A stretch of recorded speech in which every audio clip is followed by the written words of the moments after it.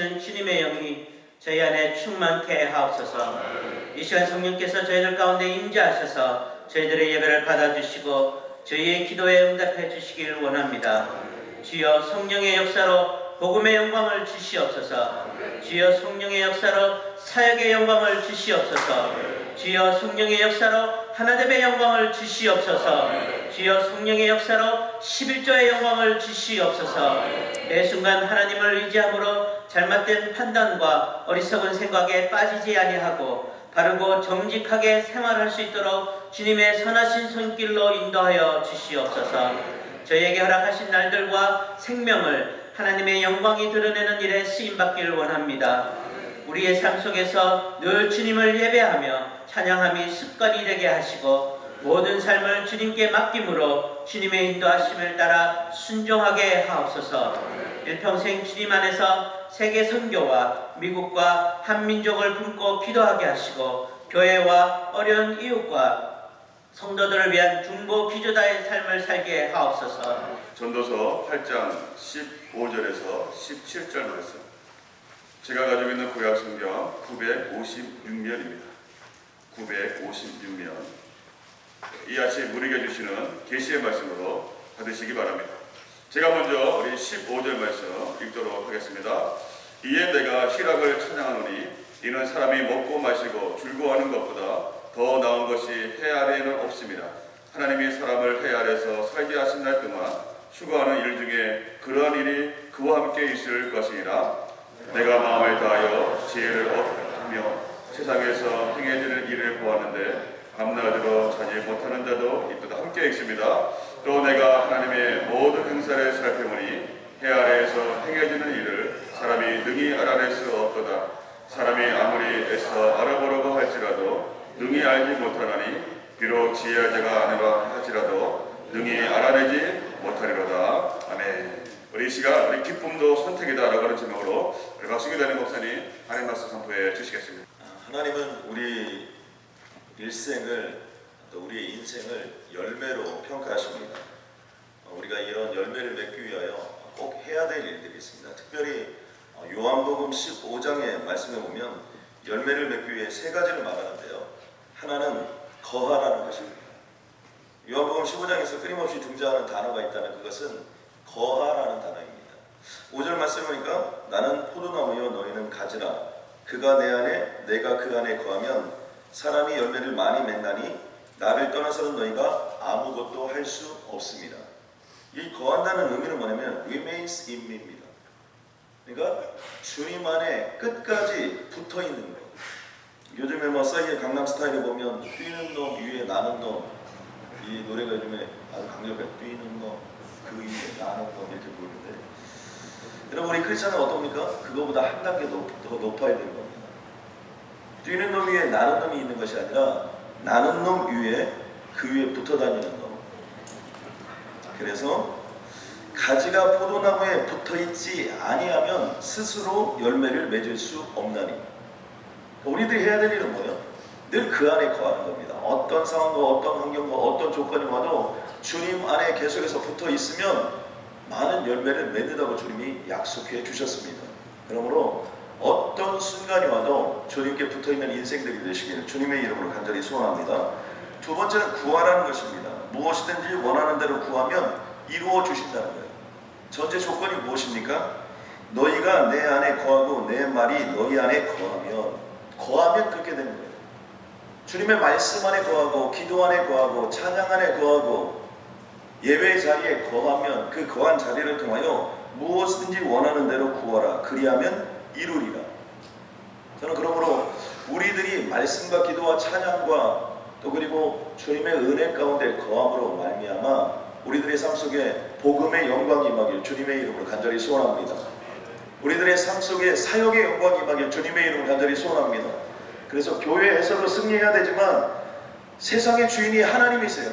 그러므로 세상 가운데서도 능히 하나님이 역사하여 주실 줄로 믿습니다. 우리들의 삶 가운데 특별히 하나됨의 영광이 임하기를 주님의 이름으로 선포합니다. 여러분, 부부가 하나 되고요, 자녀가 하나 되고요, 하나님과 하나 되고요, 성령님과 하나 되고요, 예수님과 하나 되고요, 사역자와 하나 되고요, 교회가 하나 되면 이루지 못할 것이 없어요. 또한 이곳에 오늘 이 10월 한 달 동안 사는 여러분에게 11조의 영광이 임하기를 주님의 이름으로 간절히 소원합니다. 어차피 이 세상 다 주님의 것인데 마음껏 주님께서 쓰라고 우리를 이 세상에 허락해 주신 줄로 믿습니다. 그러므로 우리들이 해야 될 일이 무엇입니까? 무엇이든지 원하는 대로 구하라는 거예요. 그러면 주님께서 이루어 주시겠다는 거예요. 전제 조건이 뭡니까? 거해야 돼요. 주님 안에, 그 안에, 말씀 안에, 기도 안에, 찬양 안에, 예배 안에 거하는 것이 가장 중요한 것입니다. 셋째는 무엇이냐면 기쁨을 충만하게 누리라는 것입니다. 왜요? 열매를 많이 맺는 것이 주님에게 유익한 것이 아니라 우리에게 유익하기 때문입니다. 그러므로 요한복음 15장 11절에 보면 내가 이것을 너희에게 이름은 내 기쁨이 너희 안에 있어. 하나님이 우리를 향한 기쁨이 있는데 그 기쁨이 우리 안에 있어서 너희의 기쁨을 충만하게 하려 함이라. 그러니까 하나님이 우리를 이 땅에 보내신 가장 중요한, 또 하나님이 우리를 이 땅에서 예수 믿게 한 가장 중요한 이유 중에 하나는 무엇이냐면 우리의 기쁨을 충만하게 하기 위해서 우리를 부르셨다는 사실입니다. 여러분, 자녀가 무엇을 잘하면 여러분 부모가 좋습니까? 안 좋습니까? 너무나 좋죠. 근데 사실은 누가 제일 좋은 거예요? 잘하는 그 사람이 제일 좋은 거예요. 자녀가 하나님은 공부를 잘하는 사람도 쓰시고 공부를 못하는 사람도 쓰십니다. 근데 공부를 잘하면 좋죠. 누가 좋은 거예요? 걔가 좋은 거예요. 물론 부모가 기쁘기도 해요. 그러나 본질적으로 걔가 좋은 거예요. 왜 공부를 잘하면 왜 좋아요? 공부 잘해서 남 줄 수 있으니까. 공부 잘해서 다른 사람 기쁘게 할 수 있으니까.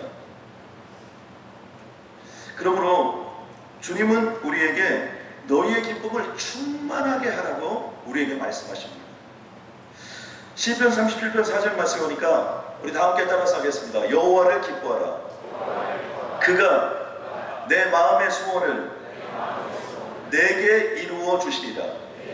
우리 한 번 더 따라서 합니다. 여호와를 기뻐하라. 그가 내 마음의 소원을 내게 이루어 주시리라.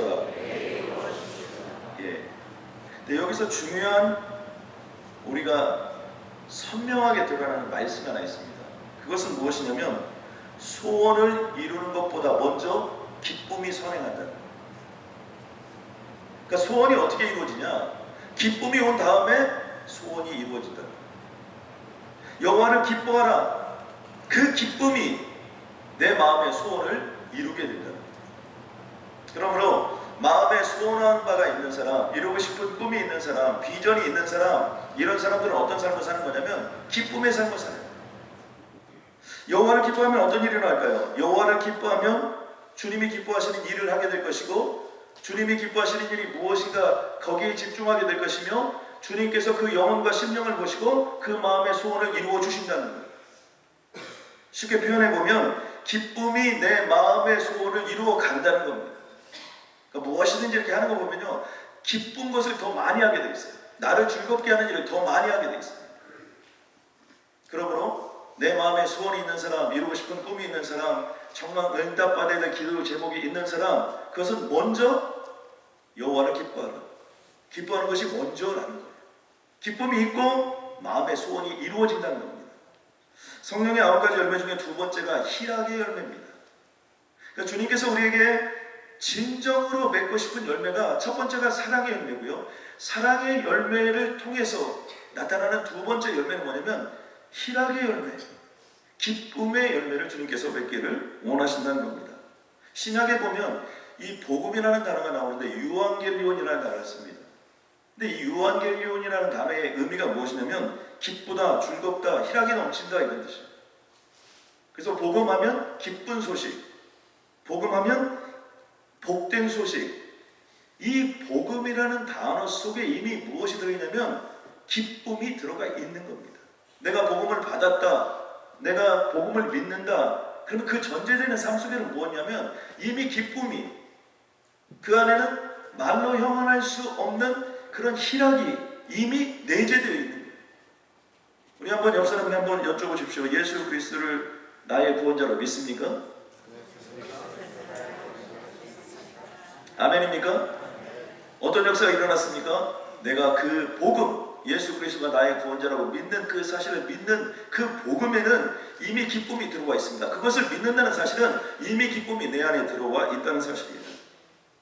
그러므로 사도행전 2장 28절 말씀을 표준 세번역으로 보니까 이렇게 되어 있습니다. 주께서 내게 생명의 길을 알려주셨으니, 생명의 길, 복음을 우리에게 주셨다는 거예요. 주님 앞에서 나에게 기쁨을 가득 채워주실 것입니다. 그 복음이 우리에게 기쁨을 가득 채워준다는 거예요. 왜요? 진정한 복음은 이미 기쁨을 내포하고 있기 때문에. 그러므로 만약 우리가 성령 충만한데 나는 기쁘지 않다, 이건 코미디입니다. 성령 충만하면 반드시 기쁨이 함께하게 되어 있습니다. 사도행전 13장 52절에 보니까 제자들은 기쁨과 성령이 충만하니라. 기쁨이라는 단어와 성령 충만이라는 단어를 동일선상에다 놓았어요. 그러니까 성령이 충만한데 완전히 똥 심은 얼굴하고, 성령이 충만한데 날마다 우울하고, 성령 충만한데 날마다 쓰는 언어들이 부정적이고, 이럴 수가 없다는 거예요. 왜요? 기쁨과 성령 충만이 동일선상 속에 놓여져 있습니다. 복음이 기쁨인데 그 복음이 가득가득 찬 것이 성령 충만이에요. 복음이 나를 완전히 지배한 것, 그러면 기쁨이 나를 완전히 지배한 것이 된 것이라는 사실이에요. 그러므로 성령 충만하면 항상 기쁨이 동반되게 되어 있습니다. 저는 오늘 이 자리, 말씀의 자리, 기도에 나오신 여러분을 주님의 이름으로 축복합니다. 이 자리에 있는 모든 분들에게 상처받은 거, 마음에 상처가 있는 거, 가정이 깨지거나 내 실수로 말미암아 내 인생이 어려워졌거나 내 죄악으로 말미암아 내 인생이 어려워졌거나 그 모든 것들이 이 시간 회복되어지길 주님의 이름으로 선포합니다. 나는 괜찮았는데 다른 사람이 나를 피해를 입힐 수 있어요. 그 인간이 잘못해서 내가 어려워지고 힘들어질 수 있습니다. 그 모든 일조차 주님께서 이 예배의 자리를 통하여, 복음의 자리를 통하여 완전히 회복되어지길 주님의 이름으로 간절히 소원합니다. 내가 여기까지 올 때는 무거운 마음을 가지고 왔지만 이곳에서 예배를 드리고 주님께 기도하고 찬양하고 주님의 이름으로 선포하고 나아갈 때 여러분의 어깨가 가벼워지며 춤이 덩실덩실 출 수 있는 새로운 인생이 여러분의 삶 가운데 펼쳐지게 될 줄로 믿습니다. 왜요? 복음이니까. 그 복음의 삶이 우리를 함께 이끌어가는 것입니다. 그러므로 우리가 기쁨이 충만한 삶을 살려면 어떻게 해야 됩니까? 그것은 기쁨을 선택해야 합니다. 다 함께 따라서 하겠습니다. 기쁨을 선택하자. 전도서 8장 15절에 보니까 내가 희락을 찬양하노니 이렇게 되어 있습니다. 희락을 찬양한다는 의미는 무엇입니까? 내가 기쁨의 삶을 살기로 작정했다. 표준 세번역으로 이 말씀을 보니까 어떻게 되냐면 나는 생을 줄기라고 권하고 싶다. 우리 인생을 줄기라는 거예요. 주님. 우리의 삶을 기쁨으로 우리의 삶을 살아가라는 거예요. 그래야 이 세상에서 일하면서 하나님께 허락받은 한평생을 사는 동안에 언제나 기쁨이 사람과 함께 있을 것이다. 무슨 얘기입니까? 인생을 즐기고 삶을 즐기고 기뻐하는 삶을 살면 그 기쁨이 나를 떠나지 않고 한평생 내 인생과 함께한다. 거꾸로 하면요, 날마다 무거지상을 쓰고 날마다 슬퍼하고 날마다 통곡하고 그럼 어떻게 되는 거예요? 그 슬픔이 어둠이 기습할 때까지 우리와 함께하고 한평생 동안 우리를 떠나지 않는 거예요. 주님이 기뻐하라고 명령했다면 우리는 기쁨을 선택할 권리도 우리에게 있는 거예요. 이어지는 전도서 8장 17절 말씀에 보면 하나님이 하시는 모든 일을 두고서 깨달은 바가 있다는 거예요. 이 전도자의 기자는 무엇을 깨달았느냐? 아무도 이 세상에서 이루어진 일을 다 이해할 수는 없다. 그 뜻을 찾아보려고 아무리 애를 써도 사람은 그 뜻을 다 찾지 못한다. 다른 말로 표현해보면 뭡니까? 아무리 인생에 대해서 다 알고 싶고 내가 인생을 사는 것이지만 자신의 인생이 어떻게 될지는 아무도 모른다는 거예요. 누구만 안다는 거예요? 주님만 안다는 거예요. 그러므로 주님이 우리에게 기뻐하라고 명령했다면 우리는 그 기쁨의 삶을 살아갈 때 주님의 뜻 안에서, 주님의 은혜 안에서 우리는 그 기쁨을 누릴 수 있다고 말씀하고 있는 것입니다. 욥기 23장 10절에 보니까 우리 다 같이 한번 따라서 하겠습니다. 내가 가는 길을 그가 아시나니 그가 나를 단련하신 후에는 내가 순금같이 나오리라. 나에게 오직 주가 아시나니. 나에게 오직 주님이 하는 거예요. 나를 단련하신 후에 내가 정금같이, 내가 순금같이 내가 쓰임을 받는 거예요. 그렇다면 지금의 모든 과정은 뭐예요? 단련하는 동안이에요. 하나님께서 필요하셔서 나에게 허락해 주는 과정입니다. 그러므로 하나님의 사람은 모든 것이 합력하여 선을 이루는 거예요. 버릴 것이 아무것도 없는 거예요. 자, 그렇다면 항상 기뻐라 이 말씀이 정말 가능할까요? 실제가 일어날까요? 정말 항상 기뻐하라는 단어가 매일매일 나의 삶을 지배하고 살아갈 수 있을까요? 이런 도발적인 질문을 한 사람이 있는데, 이 마이크 메이슨이라는 사람입니다. 이 마이크 메이슨이라는 사람이 쓴 책 중에 내 영혼의 샴페인이라는 책이 있어요. 이 사람은 어떤 사람이냐면, 나는 거의 평생을 불안한 경계성, 우울증 상태로 살아온 신경과민의 사람이라고 자신을 고백합니다. 그러니까 늘 이 사람은 불안감이 떠나지 않는 거예요. 아주 오랜 기간 동안에 우울증에 젖어서 살았어요. 신경질적이고 신경과민의 삶을 살았던 사람입니다. 이것이 얼마나 심했는지 늘 그는 어두웠다고 표현합니다. 그리고 그는 알코올 중독에 빠졌습니다. 그렇게 비참한 삶을 살고 있다가 어느 날 이런 결단을 했다는 겁니다. 나는 이제 앞으로 90일 동안 주님 안에서 기쁨으로 살겠다. 이렇게 결단했다. 난 앞으로 다 90일 동안 무슨 일이 있어도, 어떤 일이 있어도 내 기쁨으로 한번 살아보리라. 이렇게 흥미로운 실험을 하고 자신의 삶을 매일매일 90일 동안 무슨 일을 만나든 기쁨을 선포하고, 무슨 일을 하든 기쁨을 하고, 무슨 일을 하든 그 삶 속에서 내 결과가 어떠하든지 하나님께서 주신 명령대로 기뻐하라를 실천하면서 기쁨으로 그 일을 전진했다는 거예요. 자신은 천성적으로 어둡고 어떤 그런 자꾸 무너지고 자괴적이고 우울증적이고 편집증적인 이런 현상이 있었음에도 불구하고, 자신의 환경은 달라지는 것이 아무것도 없는 것 같았음에도 불구하고 기쁨을 선포하고 날마다 기쁨의 삶을 살아서 그것을 일기처럼 매일매일 쓴 것이 내 마음의, 내 영혼의 샴페인이라는 책입니다. 근데 결과가 어떻게 나왔을까요? 저자는 이렇게 고백합니다. 기뻐하기로 결단하고 실험해보니까 실제로 기쁨이 몰려오더라는 거예요. 더 신기한 건 뭐냐? 그 기쁨이 하루 이틀 잊고 끝나는 것이 아니라 날마다 기쁨을 선포하고 기쁨으로 계속해서 밀고 나가다 보니까 그 기쁨이 내 영혼 속에 계속해서 쌓여가고, 나는 기쁨의 인생이 되었고 90일 동안의 이 과정을 통해서 평생 동안 끊지 못했던 우울증이 끊어지고 자신의 모든 환경이 바뀌고 인생이 바뀌었다고 고백합니다. 자, 어떻게 이런 일이 가능했을까요? 요한복음 16장 24절 말씀을 보니까 지금까지는 너희가 내 이름으로 아무것도 구하지 아니하였으며 구하라 그리하면 받으리니 너희 기쁨이 충만하리라. 여러분 아멘입니까? 기쁨도 내가 구하면 하나님이 주십니다. 소망도 구하면 하나님이 주세요. 능력도 구하면 하나님이 주세요. 주님 우리에게 뭐라고 말씀하십니까? 더욱더 큰 은사를 사모하라. 하나님이 우리에게 주신 은사, 그것이 무엇이든지 더 필요한 것들이 있다면 하나님께 구하라는 거예요. 주님의 이름으로 구한 것들에 대해서 주님이 선별해서 반드시 주신다고 말씀하십니다. 그는 이렇게 고백합니다.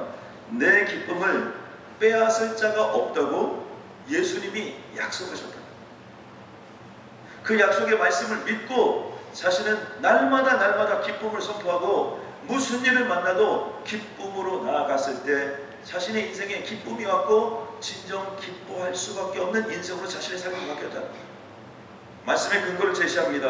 요한복음 16장 22절 우리 함께 따라서 합니다. 너희 마음이 기쁠 것이요 너희 기쁨을 빼앗을 자가 없으리라.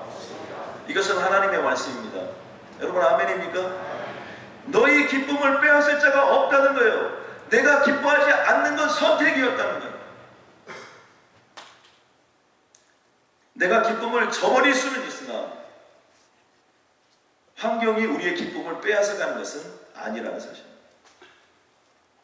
저는 가끔 장례식을 섬길 때가 참 많은데요. 이 장례식을 하면서 저에게 기쁨이 하나가 있어요.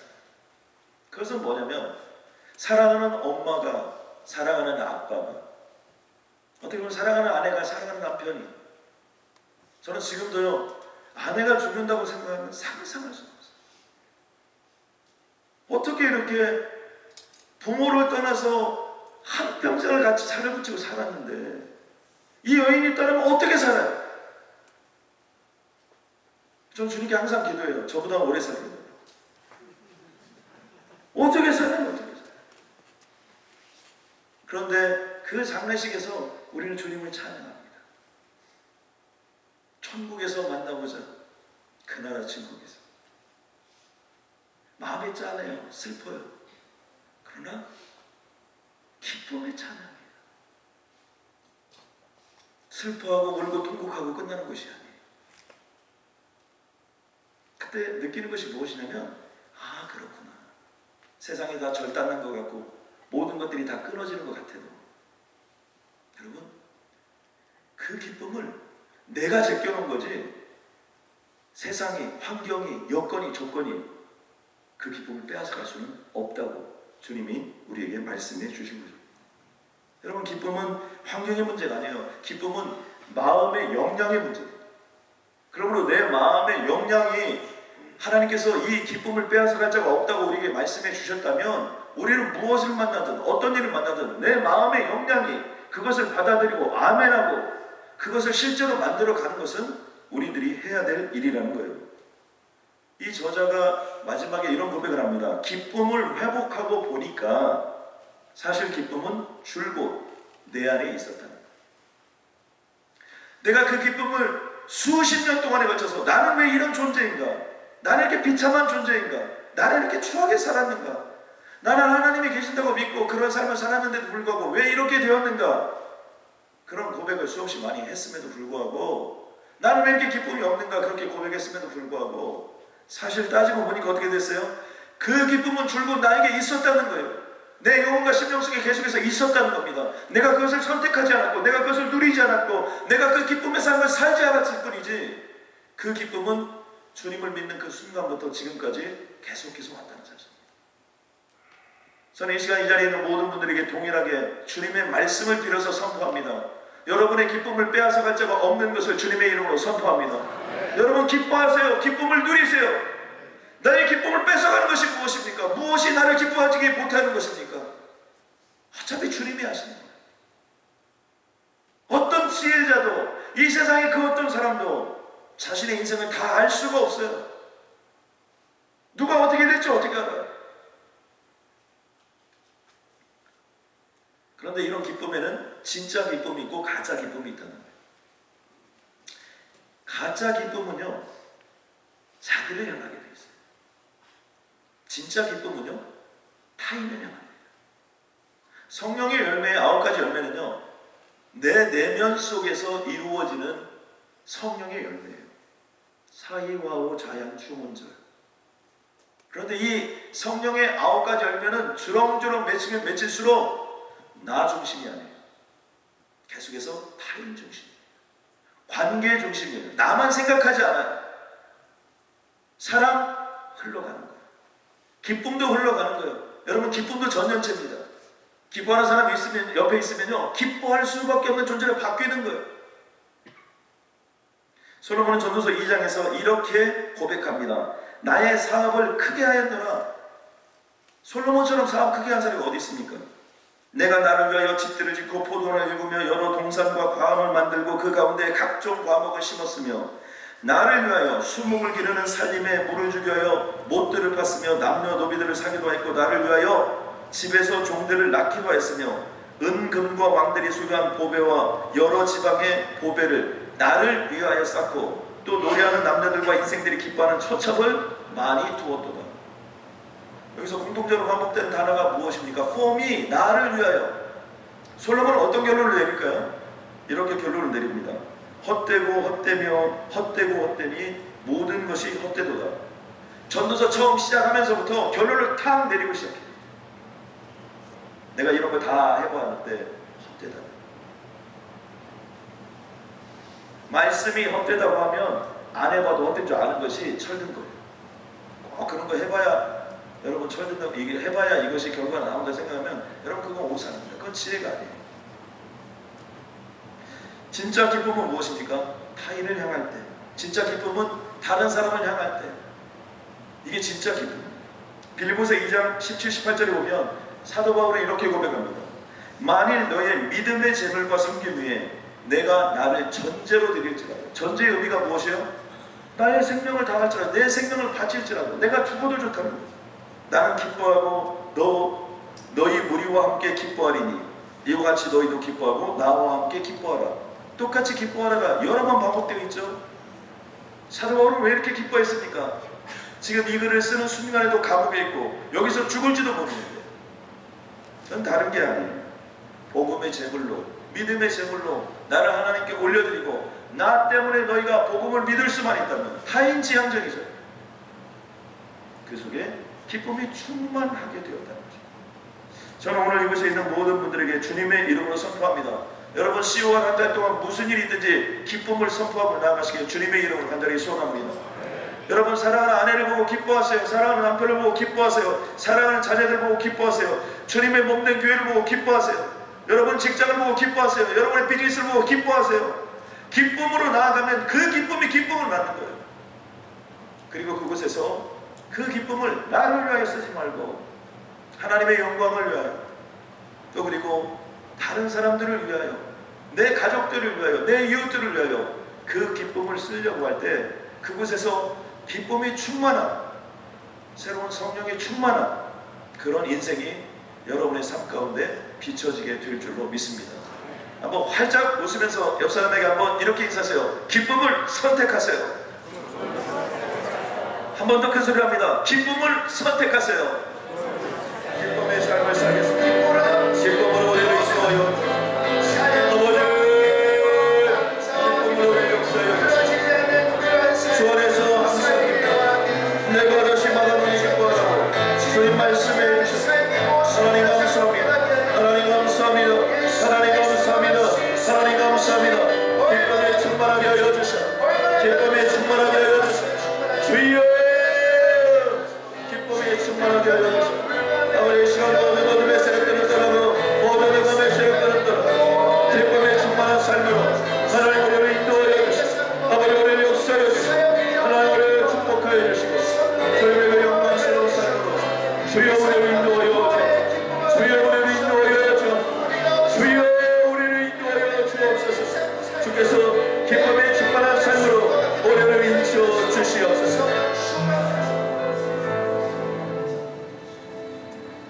하나님 감사합니다. 주 안에서 항상 기뻐하라고 우리에게 명령하신 그 명령대로 하나님 무슨 일이 있어도 기쁨의 삶을 살겠습니다. 하나님 이 기쁨은 내가 선택하지 않아서 그러지 절대로 빼앗아 갈 자가 없다는 복음의 기쁨이 나에게 임한 줄로 믿습니다. 아버지 세상에 내 기쁨을 빼앗기지 않게 하여 주시옵소서.